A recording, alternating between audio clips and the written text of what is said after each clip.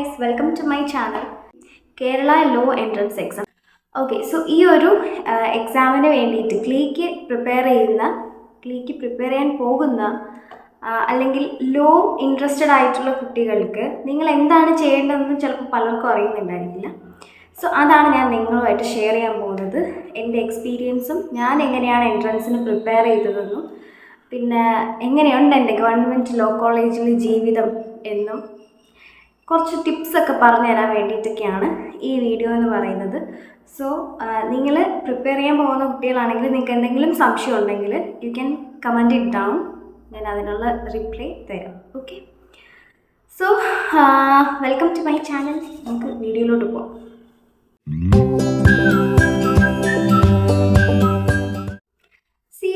Law choose ചെയ്യുന്ന രണ്ട് type of കാറ്റഗറിയിലുള്ള ആൾക്കാരാണ്. ഒന്നെന്ന് പറയുന്നത് പാഷനോടുകൂടി ലോ എടുക്കണം എന്ന് ഉള്ള ഒരു തോട്ടിൽ 10th കഴിഞ്ഞ് ഹ്യൂമാനിറ്റീസൊക്കെ എടുത്ത് അതേ ലക്ഷ്യത്തോടു കൂടി പോകുന്ന ഒരു കാറ്റഗറി ഓഫ് പീപ്പിൾ. സെക്കൻഡ് എന്ന് പറയുന്നത് 10th ഫുൾ A+ കിട്ടി, അതിൻ്റെ ഒരു ഇതിൽ സയൻസ് എടുത്തു, +1 +2 സയൻസ് പഠിച്ചു, പിന്നീട് പഠിച്ചു കഴിഞ്ഞതിന് ശേഷം വേറൊന്നും ചൂസ് ചെയ്യാൻ തനിക്കില്ല എന്ന് തോന്നുമ്പോൾ ലോ എടുക്കാൻ ഉദ്ദേശിക്കുന്ന വൺ കാറ്റഗറി ഓഫ് പീപ്പിൾ. ഇങ്ങനെയുള്ള രണ്ട് കാറ്റഗറിയുള്ള ആൾക്കാരാണ്.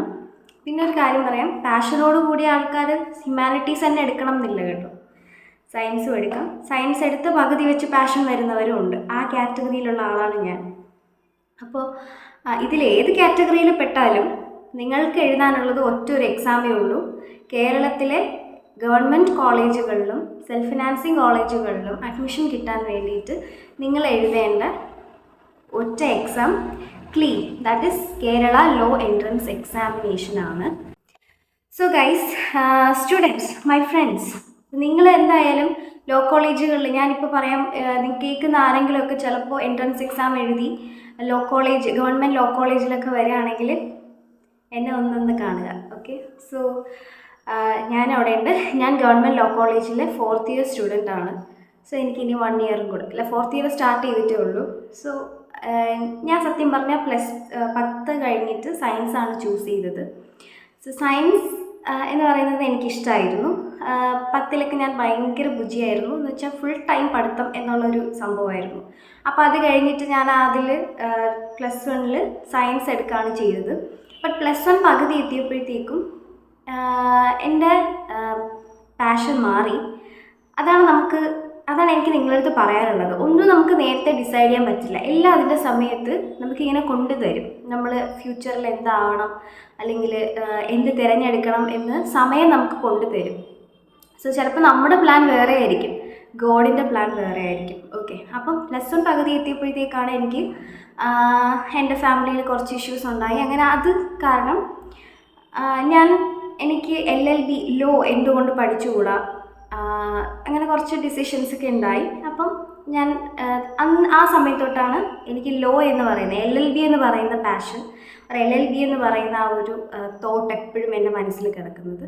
ആൻഡ് +2 ആയപ്പോഴത്തേക്ക് ഞാൻ അതിനെക്കുറിച്ച് കൂടുതൽ തിരക്കിയപ്പോഴാണ് അറിഞ്ഞത് കേരളത്തിലുള്ള ലോ കോളേജുകളിൽ അഡ്മിഷൻ കിട്ടണമെങ്കിൽ എഴുതേണ്ട എൻട്രൻസ് എക്സാമാണ് ക്ലീ എന്ന് പറയുന്നത്. സോ അന്ന് സത്യം പറഞ്ഞാൽ ഇങ്ങനൊരു എൻട്രൻസ് എക്സാം ഉണ്ടെന്ന് ആർക്കും അറിയത്തില്ല. 2019-20 ആ ടൈമേ, അപ്പോൾ ആർക്കും അറിയത്തില്ല. സോ എല്ലാവരും ക്ലിയോ എന്ന് കേൾക്കുമ്പം അതെന്ത് സാധനം എന്നൊക്കെ ഉള്ളൊരു ആറ്റിറ്റ്യൂഡായിരുന്നു. അപ്പം എൻ്റെ ഫാമിലിയിലും ഞാനിത് പ്രസൻറ്റ് ചെയ്തപ്പോൾ അവർക്ക് ഇഷ്ടമായിരുന്നു. ഹായ്, കൊള്ളാം, LLB എന്ന് പറയുന്നത്. പിന്നെ എനിക്ക് കുറച്ച് സംസാരിക്കാനും ഇഷ്ടമാണ്, അതുകൊണ്ട് അവർ പറഞ്ഞു വൈ നോട്ട്, നീ എടുത്തോ എന്ന് പറഞ്ഞു. അതുപോലെ ഫാമിലിയിലെ ആദ്യത്തെ ലോയർ ആവാൻ പോകുന്ന വ്യക്തിയാണ് ഞാൻ. സോ അത് ഞാൻ എക്സൈറ്റഡ് ആണ്. സോ അങ്ങനെയും നിങ്ങളും എക്സൈറ്റഡ് ആണെങ്കിൽ യു ഷുഡ് ചൂസ്, ബിക്കോസ് നിങ്ങൾ എന്താ പറയുക, അതിനൊരു പ്രൗഡുണ്ട്. ലോ പഠിക്കുകയാണെന്ന് പറയുമ്പോൾ you are handling the most precious branch of studies, law. അപ്പം നമുക്ക് ഡെയിലി ലൈഫിൽ തന്നെ എസെൻഷ്യൽ ആയിട്ടുള്ള one of the most important ഫാക്ടറാണ് ലോ. അത് നിങ്ങളുടെ കയ്യിലാണ് ഇരിക്കുന്നത്. സോ നിങ്ങളാണ് അതിനെ എന്താ പറയുക കറക്റ്റ് രീതിയിൽ ഹാൻഡിൽ ചെയ്യാൻ പോകുന്നത്. So proud that you are going to choose law. Okay, അത് ഞാൻ നിങ്ങളുടെ അടുത്ത് പറയട്ടെ. അപ്പം അങ്ങനെ ഞാൻ +1 പകുതി എത്തിയപ്പോഴത്തേക്കാണ് അങ്ങനെ ഡിസിഷൻ എടുക്കുന്നത്. +2 പഠിച്ച് കഴിഞ്ഞപ്പോൾ തന്നെ ഞാനും എൻ്റെ 2 ഫ്രണ്ട്സും, ഞങ്ങൾ 3 പേരും കൂടി ട്രിവാൻഡ്രം അന്ന് എന്താണ് സന്തോഷ് സാർ എന്ന് പറഞ്ഞാൽ ചിലപ്പോൾ ഒരു വിധത്തിലുള്ള ആൾക്കാർക്ക് മുഴുവനും അറിയായിരിക്കും. ആ സാറിൻ്റെ അടുത്താണ് ഞാനൊരു 2 വീക്സ് എന്തോ പോയിട്ടുള്ളൂ. എന്താണ് സംഭവം എന്നറിയാൻ വേണ്ടിയിട്ട് ഞാൻ സാറിൻ്റെ അടുത്തൊന്ന് പോയിട്ടുണ്ടായിരുന്നു. സോ അപ്പം ഞങ്ങൾ 3 പേരും കൂടെ പോയി. കുറച്ച് ക്ലാസ് മാത്രം, എനിക്ക് തോന്നുന്നു ഒരു 6-7 ക്ലാസ് മാത്രം ഞാൻ ഇരുന്നിട്ടുള്ളൂ. അപ്പം ആ ക്ലാസ്സിന് പോയി എന്തൊക്കെയാണെന്നൊരു ഐഡിയ കിട്ടി, അപ്രോച്ച് ചെയ്യേണ്ട രീതിയൊക്കെ നമുക്കൊരു വിധം ഐഡിയ കിട്ടി. അങ്ങനെ ഞാനതങ്ങ് നിർത്തി. എന്നിട്ട് ആ സമയം +2 കഴിഞ്ഞിട്ട് ഞാൻ ഒരു തവണ എൻട്രൻസ് എഴുതി നോക്കി. അതിന് എനിക്ക് റാങ്ക് എന്ന് പറയുന്നത് 1800 സംതിങ് ആയിരുന്നു. 1800 സംതിങ് റാങ്ക് ആയിരുന്നു. എനിക്ക് അഡ്മിഷൻ അലോട്ട്മെൻറ്റ് വന്നപ്പോൾ CSI ഇൻസ്റ്റിറ്റ്യൂട്ടായിരുന്നു വന്നത്. അപ്പം സത്യം പറഞ്ഞ ഫീസ് കാര്യങ്ങളൊക്കെ തിരക്കിയപ്പോൾ എന്നെ കൊണ്ടൊട്ടും പറ്റില്ല എന്ന് മനസ്സിലായി. ഫാമിലി അത് താങ്ങാൻ പറ്റില്ല എന്ന് മനസ്സിലായി. അതുകൊണ്ട് ഞാൻ ഒന്നും കൂടി പ്രിപ്പയർ ചെയ്യാനായിട്ട് തീരുമാനിച്ചു. 1 ഇയർ കൂടി വീട്ടിലിരുന്നിട്ട് എൻ്റേതായ രീതിയിൽ ഞാൻ മുമ്പോട്ട് പോകാൻ തീരുമാനിച്ചു. അപ്പം 1 ഇയർ ഞാൻ വീട്ടിലിരുന്ന് എങ്ങനെയാണ് ഞാൻ കഷ്ടപ്പെട്ടത് എന്നാണ് ഞാൻ നിങ്ങൾക്ക് പറഞ്ഞുതരാൻ പോകുന്നത്. ഓക്കെ, സോ സത്യം പറഞ്ഞാൽ പ്രൈവറ്റ് കോളേജുകളിൽ അഡ്മിഷൻ വാങ്ങിക്കുന്നതിനേക്കാളും നല്ലത് എനിക്ക് തോന്നുന്നു ഗവൺമെൻറ് ലോ കോളേജുകളിലായിരിക്കും ബെറ്റർ എന്ന് തോന്നുന്നു. ബിക്കോസ് നിങ്ങൾക്ക് കുറച്ചും കൂടെ ഓപ്പർച്യൂണിറ്റീസ് ഉള്ളത് ഗവൺമെൻറ് ലോ കോളേജിൽ പഠിക്കുമ്പോഴാണ്. പ്രൈവറ്റ് ലോ കോളേജുകളും ഗവൺമെൻറ് എന്ന് വെച്ചാൽ ഞാൻ ഡീഗ്രേഡ് ചെയ്യുന്നതല്ല, പക്ഷേ സത്യം പറഞ്ഞാൽ ഗവൺമെൻറ് ലോ കോളേജുകളിൽ പഠിക്കുമ്പോൾ നിങ്ങൾക്ക് കുറച്ചും കൂടെ സെൽഫ് സ്റ്റഡി മെൻറ്റാലിറ്റി വരും. മനസ്സിലായോ? കുറച്ചും കൂടെ നിങ്ങൾക്ക് റിസർച്ചിങ് മെൻറ്റാലിറ്റി വരും. മറ്റെനിക്ക് തോന്നുന്നു പ്രൈവറ്റ് കോളേജുകളിൽ നിങ്ങൾക്കെല്ലാം സ്പൂൺ ഫീഡ് ചെയ്ത് തരാണ്. അപ്പം നിങ്ങൾ അത് മാത്രം പഠിച്ച് പുസ്തക പുഴുക്കളായി പോകാതിരിക്കുക എന്നുള്ളതാണ്. അത് മാത്രമല്ല, ഫീസിൻ്റെ കാര്യത്തിലാണെങ്കിലും നമ്മൾ സത്യം പറഞ്ഞാൽ അത്രയും പൈസ കൊടുത്ത് പഠിക്കേണ്ട ആവശ്യമില്ല. നമ്മുടെ കേരളത്തിൽ 4 ഗവൺമെൻറ് കോളേജുകളാണുള്ളത്. തിരുവനന്തപുരം, എറണാകുളം, തൃശ്ശൂർ, കോഴിക്കോട്. ഓക്കെ, ഇങ്ങനെ 4 ഗവൺമെൻറ് കോളേജുകളാണുള്ളത്. സോ ഇതിൽ ഏറ്റവും ബെസ്റ്റ് എന്ന് പറയുന്നത് എറണാകുളവും അതുപോലെ തിരുവനന്തപുരം ലോ കോളേജാണ്. തിരുവനന്തപുരം ലോ കോളേജിലാണ് ഏറ്റവും വലിയ ലൈബ്രറി ഉള്ളത് കേട്ടോ. നിങ്ങൾ കാണേണ്ട കാഴ്ച തന്നെയാണ്. അപ്പം ഇങ്ങനെ 4 കോളേജുകളാണുള്ളത്. നമ്മുടെ കോളേജിൽ government law college Thiruvananthapuram BA LLB ആണുള്ളത് കേട്ടോ. BA LLB. സോ എനിക്ക് BA LLB എടുക്കണം എന്ന് ആഗ്രഹമുള്ളത് കൊണ്ട് തന്നെ എൻ്റെ വീട് ട്രിവാൻഡ്രം ആയതുകൊണ്ടും എനിക്ക് ഗവൺമെൻറ് ലോ കോളേജ് തിരുവനന്തപുരം തന്നെ വേണം എന്നുള്ള വാശിയിലായിരുന്നു. അപ്പം ഞാൻ ഒന്നും കൂടെ എന്ത് ചെയ്തു, 1 വർഷം പ്രിപ്പയർ ചെയ്തു. സോ ഞാൻ പഠിച്ച മെറ്റീരിയൽ എന്ന് പറയുന്നത് ഇതാണ്.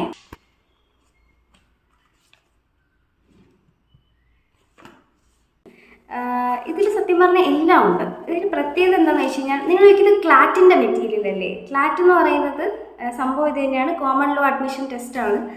സോ ഇത് നമ്മുടെ കേരളത്തിൽ പുറത്തുള്ള കോളേജുകളിലും അഡ്മിഷൻ കിട്ടാൻ വേണ്ടിയിട്ട് ഉള്ളൊരു എക്സാമാണ്. ലോ എൻട്രൻസ് തന്നെയാണ് കേട്ടോ.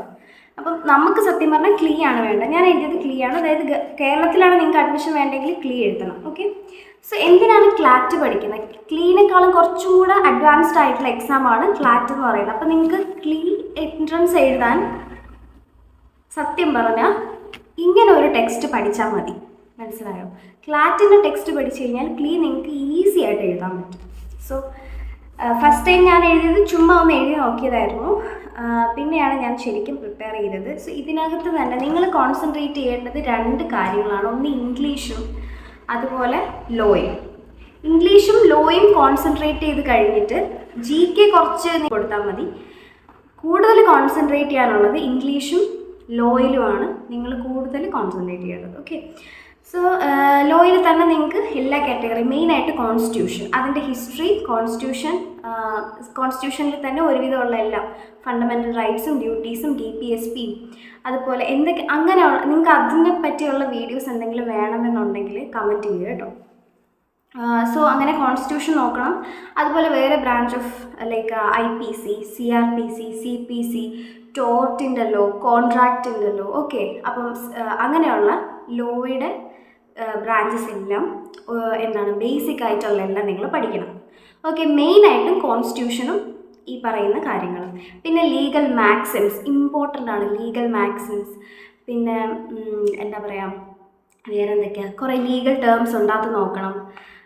സോ അങ്ങനെ ലീഗലിയുള്ള കാര്യങ്ങൾ. പിന്നെ അത് കഴിഞ്ഞിട്ട് ഇംഗ്ലീഷിൽ കുറേ സംഭവങ്ങളുണ്ട്, ആൻറ്റോണിംസ്, സിനോണിംസ്, പിന്നെ അങ്ങനെ കുറേ സാധനങ്ങൾ, ഗ്രാമറും കാര്യങ്ങളൊക്കെ. ഓക്കെ, സോ ഇംഗ്ലീഷ് നിങ്ങൾ കോൺസെൻട്രേറ്റ് ചെയ്യണം. ഈ 2 സാധനങ്ങൾ മെയിനായിട്ട് നോക്കിയിരിക്കണം. ഓക്കെ, പിന്നെ ലീഗൽ റീസണിങ് ഉണ്ട് കേട്ടോ. സോ അങ്ങനെ കുറച്ച് സംഭവങ്ങളുണ്ട്. ഇതെങ്ങനെയാണ് പ്രിപ്പയർ ചെയ്യേണ്ടതെന്ന് വെച്ച് കഴിഞ്ഞാൽ, നിങ്ങൾക്ക് കുറച്ച് സമയം ഉണ്ടെങ്കിൽ ഓരോ ദിവസവും ഓരോന്ന് ഫോക്കസ് ചെയ്യുക. ഇപ്പോൾ ഇന്ന് കോൺസ്റ്റിറ്റ്യൂഷൻ പഠിക്കുകയാണെങ്കിൽ, ഞാൻ പഠിച്ചതെന്ന് വെച്ചാൽ ഞാൻ ഒരു സെറ്റ് വൈറ്റ് പേപ്പർ വാങ്ങിച്ചിട്ട് ഇന്നിപ്പോൾ ഞാൻ കുറച്ച് ദിവസം 1 വീക്ക് കോൺസ്റ്റിറ്റ്യൂഷൻ പഠിക്കുകയാണെങ്കിൽ next week IPC, next week CRPC, അങ്ങനെ നിങ്ങൾക്ക് ഇപ്പോഴേ നിങ്ങൾ ടൈം യൂട്ടിലൈസ് ചെയ്യാൻ നോക്കുക. ഓക്കെ, നിങ്ങൾക്ക് ഗവൺമെൻറ് ലോ കോളേജ് കിട്ടണം എന്നുണ്ടെങ്കിൽ അതാണ് ഞാൻ പറയുന്നത്. പ്രൈവറ്റ് കോളേജിൽ കിട്ടാൻ കുറച്ചും കൂടി ഈസിയാണ്, റാങ്ക് കുറച്ചും കൂടെ താഴ്ന്നു നിന്നാലും സീനില്ല.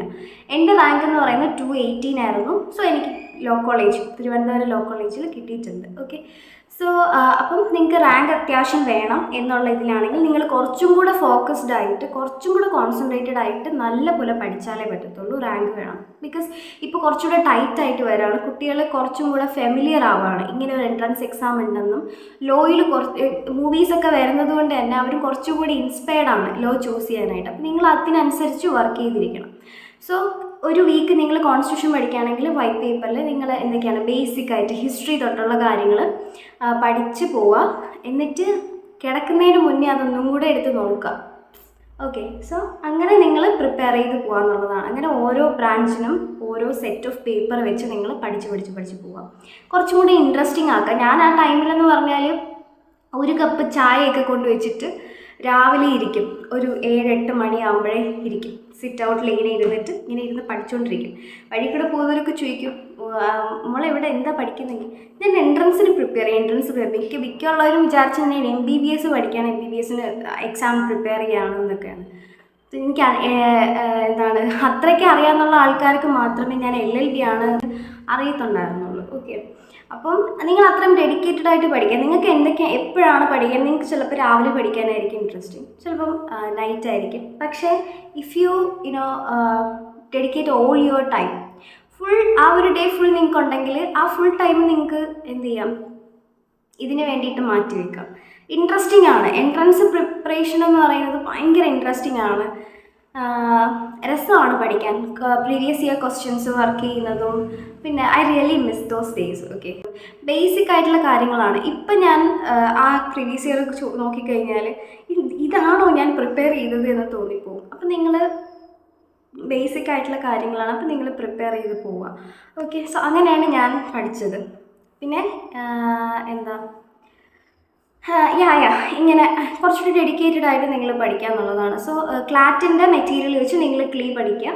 പിന്നെ ഒരുപാട് പേർക്കുള്ള സംശയമാണ് നിങ്ങൾ പൈസ കൊടുത്ത് ട്യൂഷൻ അങ്ങനെ എന്തെങ്കിലും ചെയ്യണോ എന്നൊക്കെ. ഞാൻ പറയും നിങ്ങൾക്ക് സ്വന്തമായിട്ട് പഠിക്കാം എന്നുള്ളതേ ഉള്ളൂ.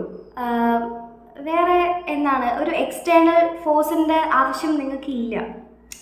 പിന്നെ അത്രയ്ക്കും നിങ്ങൾക്ക് പറ്റുന്നില്ല, സെൽഫ് സ്റ്റഡി കുറച്ച് ബുദ്ധിമുട്ടാണെന്നുണ്ടെങ്കിൽ നിങ്ങളെ ആരെങ്കിലും ട്യൂട്ടർ ചെയ്യുന്നത് നല്ലതായിരിക്കും. സോ അങ്ങനെയാണെങ്കിൽ ഏതെങ്കിലും ഒരു ഇൻസ്റ്റിറ്റ്യൂഷനോ അല്ലെങ്കിൽ കോച്ചിങ് സെൻറ്ററിലോ പോകുന്നത് നല്ലതായിരിക്കും. ഓൺലൈൻ ക്ലാസ്സസ് ഒക്കെ ഇപ്പോൾ ഒത്തിരി അവൈലബിൾ ആണ്.